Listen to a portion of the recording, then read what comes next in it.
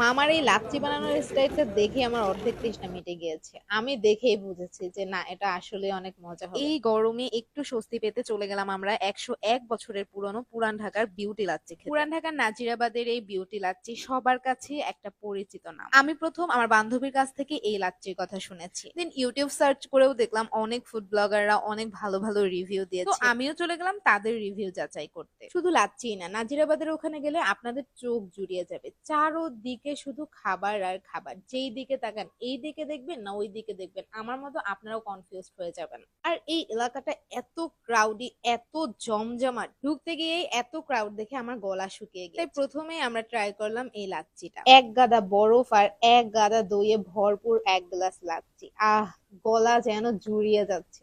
আসলেই এটা অনেক মজা ছিল। প্রাইস অনুযায়ী অনেক ভালো ছিল। প্রাইস ছিল এটার মাত্র 50 টাকা। লাচ্ছির পাশাপাশি ওনাদের ফালুদাটাও বেশ